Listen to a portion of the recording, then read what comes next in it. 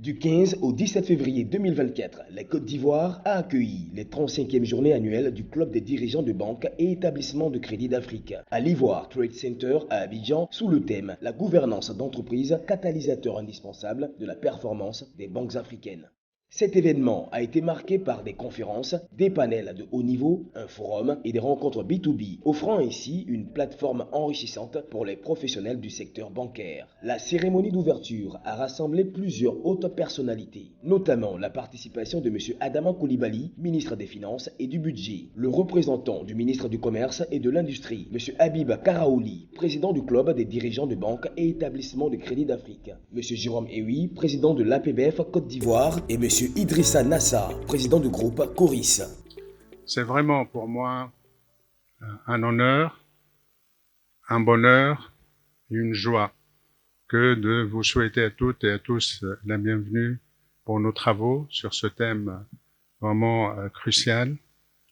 Et c'est notre 33e en fait journée du club qui se tient ici. Je suis d'autant plus content que ça se passe à Abidjan.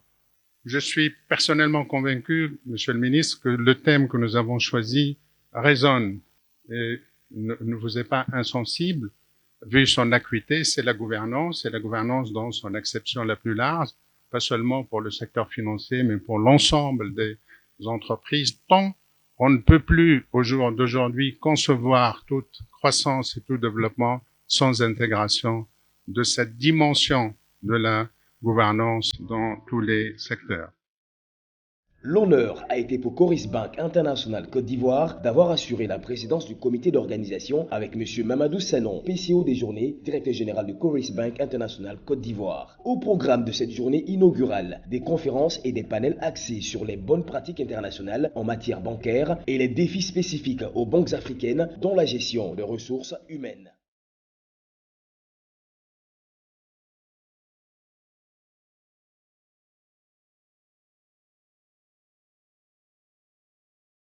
Sur, le club, il faut le dire, est né donc, il y a 35 ans à Lomé au Togo.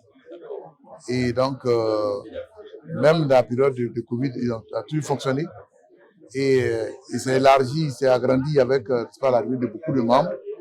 Et il y a eu des réflexions qui ont été menées et qui ont conduit à l'écriture de certains livres, voyez, sur des sujets, des thèmes précis, et qui ont contribué donc par ce partage d'expérience à permettre, n'est-ce pas, à nos banques de pouvoir donc tirer profit des expériences des uns et des autres et de manière à améliorer, n'est-ce pas, nos performances. On aborde cette problématique sous toutes ses dimensions. La gouvernance existe à tous les niveaux de l'entreprise, que ce soit au niveau du conseil d'administration, au niveau des actionnaires, au niveau de ce qu'on appelle toutes les parties prenantes.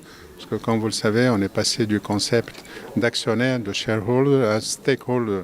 C'est partie prenante et que tout plan, toute activité, et notamment quand on cherche de la performance, il faut que toutes les parties prenantes, ça veut dire conseil d'administration, management, actionnaires, salariés et clients aussi de la banque soient convergents.